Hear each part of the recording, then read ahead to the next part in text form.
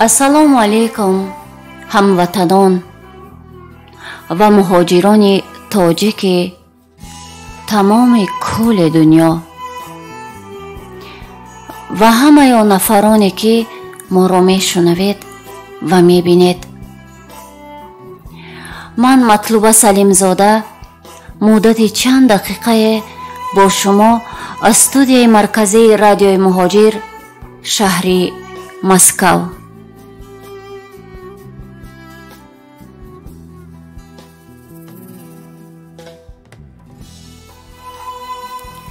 فرموده سردفتر ادبیات کلاسیک تاجیک ابو عبدالله رودکی را نمیتوانم خاطررسان نکنم.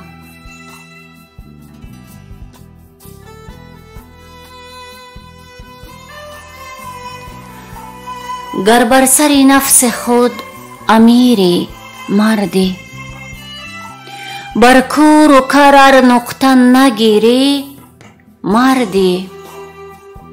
مردی نبود فتاده را پای زدن، گر دست فتاده بگیری مردی.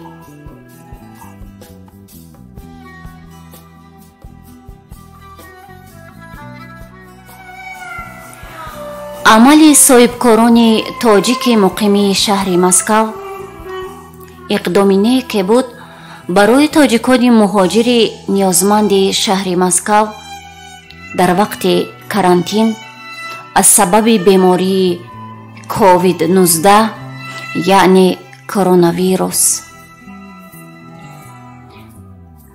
با اویله های زیاد کمک های سری وقتی از قبیل محصولات نیاز اولیه، پیاز، کارتوشکا، روغن، سبزی، چای خشک، مربا، شکر، سبزوات و میوگی ها رسانیده شد که این جریان را گروه ایجادی رادیوی مهاجر سامان عزیزی و دیرکتور گنرالی میدیا هولدینگ تاجیک غفران وهابов همراهی کرده در صحیفه رسمی رادیو و سامانه های اجتماعی ثبت های مستقیم پخش کردند.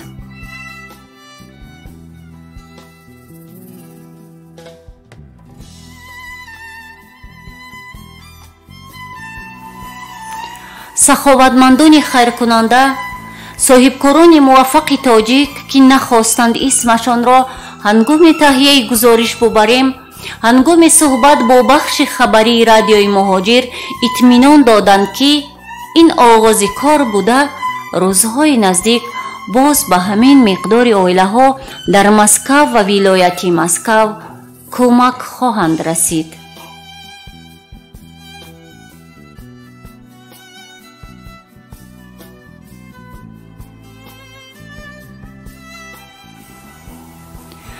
ما گروه ایجادی رادیوی مهاجر تصمیم گرفتیم روی خط مهاجران نیازمند را که برای کمک به رادیوی مهاجر که این منبری یگانه و باوری آنهاست مراجعت کرده اند و می کنند با این صاحبکاران سخاپیشه پیشنهاد کرده و در این اقدام نیک سهم گذار باشیم.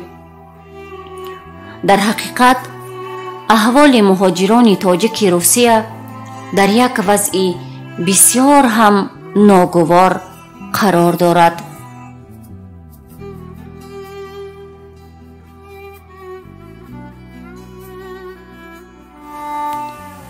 در یک حجره قریب که 10-15 نفر جا شدند.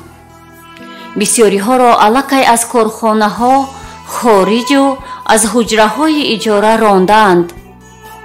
بعضی از مراجعت های مهاجران نیازمند را به سهمتان می رسانیم.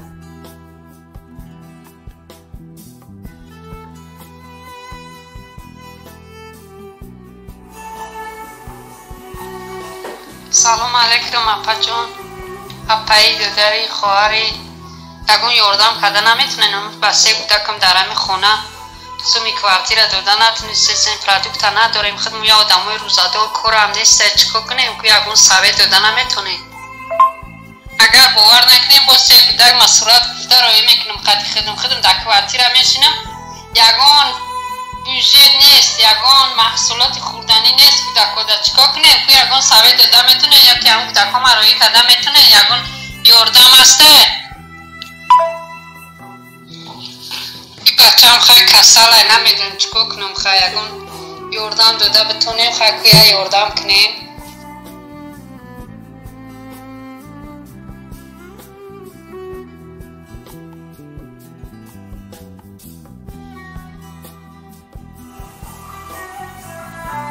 یاده برود با تلفن ما بتم زنگ زدم که نه برداشتین زنی دستین.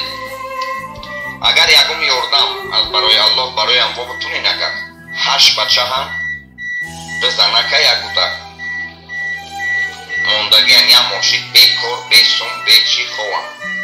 اگر یاردم اختونه چی کنید اینی تریتوری ما بکنم میزن کن زده بدسته هم بود دادم نمرو را لساب. اگر با در کارتون باشه آدم چی بسیار ای کوی جای خیلی تاجیکی بی کار خیلی واشت کس 3 کس تا 4 کس هم همی گروپش وزبینه همی گروپش شد 12-13 کس هم.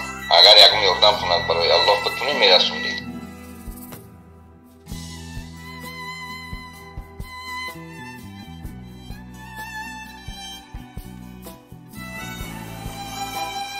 این واتساپ ما خواهر جان از جلسه های روی میکنم به همه بچه های تاجیکستان و او کسایی که در حق مردمی مهاجر تاجیکستان در کرونا در خانه بیکاره پومش روی میکنه دستگیری میکنه در حقشون دعا میکنیم که خداوند با او را زیاده بگذنه رزق روزیشون و در کسب کارشون برکت بریزه که دستی ما باریم مهاجرای محتاج میگیرن تاجیکاره اعصابی نزدن کاره.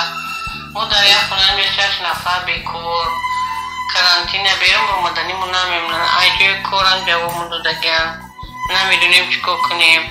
در تاجیکستان هم بودت سرمون گشنه و تشنه رها محکمه رفتن نمیتونیم نمیدونیم بیکاریم چه خیلی سمروی کنیم. برای همی خواهی جون همی مراجعت ما را با همون بالا برسونین و بچه های تاجیک خدا پروردگار بچه های تاجیک ما را برکت بسیار بده و دولت چون عید زیاده کنه همه وقت در پناه خداوند باشه.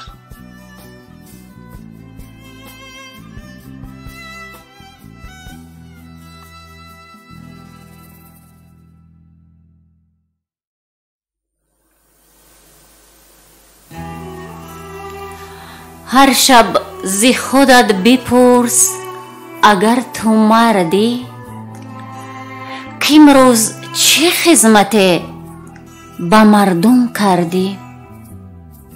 عزیزان مهاجران تاجیک نیازمند، برای کمک شما می توانید با تلفن باوری رادیوی مهاجر 8 926 853 1268 با من مطلوبه سلیمزاده در تماس باشد.